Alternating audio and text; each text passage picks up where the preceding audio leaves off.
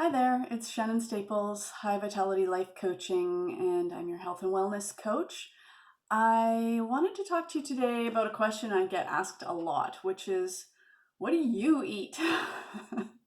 There is so much information out there nowadays about the right way to eat, the best way to eat, what diet or health lifestyle plan is the one to follow.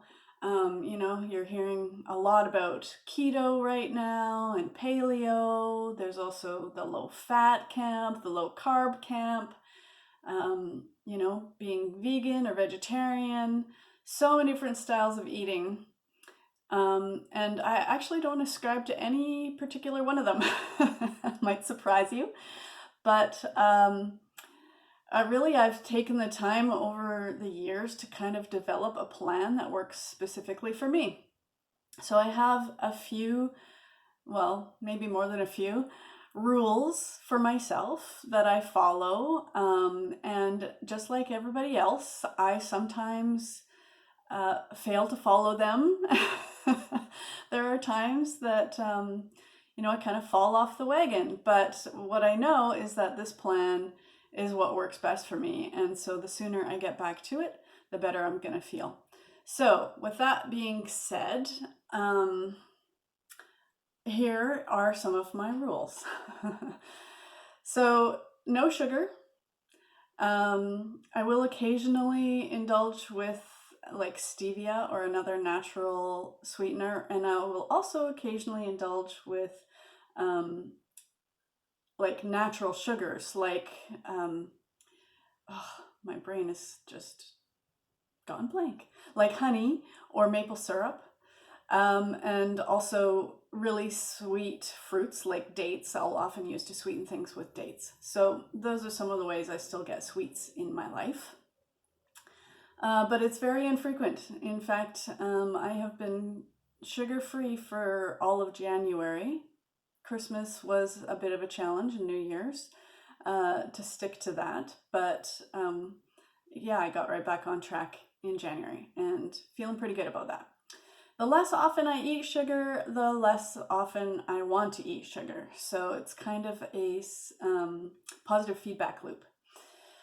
Tied to the sugar is the flour. So I try as much as possible, and I kind of I tend to level out at 3 or 4 days at a time with no flour. So like no processed grains of any kind, whether they're gluten-free or not.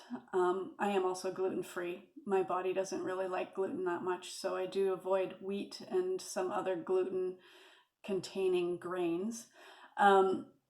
So flour I try to avoid. I manage to avoid it when I'm sort of in my zone at least 4 days at a time, and then maybe I'll have it once, and then I'll go another 4 or 5 days without it. So that's sort of my routine there. It's not a hard no, it's just a severely limited ingredient in my eating plan.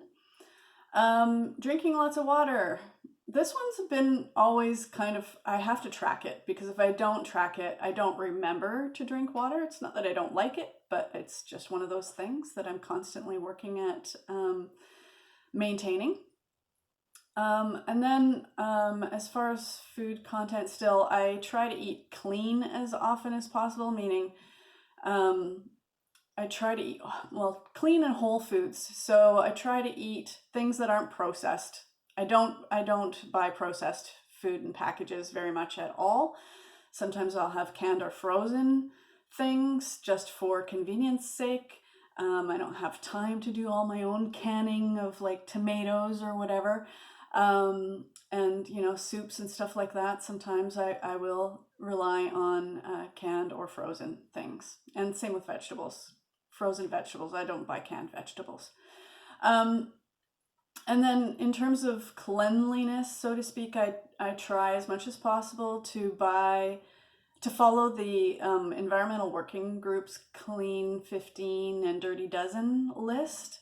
That list, the Dirty Dozen, is the 12 most pesticide-ridden produce items, and then the Clean 15 are the least pesticide-ridden. So if you can't afford to buy organic all the time, that's kind of a handy guide to follow, to like make the most of where your buck is going. And so I do that. And then also I only ever buy either organic or at least unmedicated. So no hormones, no antibiotics, preferably grass fed animal products. So meat and dairy. And then as in terms of how I eat, so that's what I eat. Those are my rules around what I eat. The way I choose to eat is to intermittent fast. So I've never really been a big breakfast person, and I've tried every variation of different ways to handle breakfast, doing a smoothie or juicing or whatever I could to make sure that I was getting breakfast in. And then when the intermittent fasting, I don't want to say it's a fad, but it kind of feels like a fad right now. It's like big in the news. It's a system that works for me. What I learned about my own personal health is that because I have polycystic ovaries, I also am prone to insulin resistance. They're tied together. I'm not sure which one causes which, but it's a common connection. And so what I've learned about insulin resistance is that it's helped a lot by intermittent fasting. So having that break between meals to allow the insulin levels in your blood to drop and is key, because weight gain happens when insulin stays high for long periods of time. So eating all day long, 5 or 6 meals / snacks throughout the day is a recipe for disaster for somebody like me with insulin resistance. So this is not the case for everybody. I just want to make sure that that's clear. So it might not work for you. But what I do is I eat 2 meals a day. And I make sure that I have a 4-hour gap in between my meals with no snacking. So a minimum of 4 hours in between, and then a minimum of 16 hours overnight is my ideal. So typically that looks like I eat lunch or my first meal around 1 o'clock in the afternoon. And then I eat dinner usually around 6, sometimes 7. Depending on what's going on with my family. So at least 4 hours in between lunch and dinner with no snacking, and then no snacking after dinner either. And that usually results in a minimum of 16 plus hours of fasting overnight until I eat again the next afternoon. So that's my eating plan. It's a lot. And I will say that it has taken many years of tweaking and experimenting to figure all that out and create the habits around it to have a plan that works uniquely for me. And if you were to work with me, those are the kinds of things that I would be helping you do. So we would take into account anything that is recommended by your healthcare team, your doctors, your naturopath, your nutritionist, and we would experiment with what works for you and take small enough steps that you can actually implement them and have success. And then over time, that develops into new habits and it becomes easy peasy lemon squeezy. So if that interests you, I would love to connect with you. You can always book yourself in for a free discovery call by going to my website, highvitalitylife.com.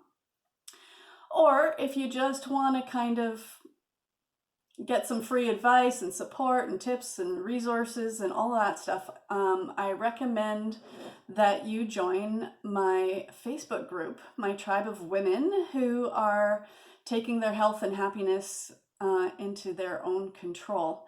And the Facebook group is called High Vitality Life Revolution. So please join us there. And I look forward to supporting you on your health journey. Take care. Bye.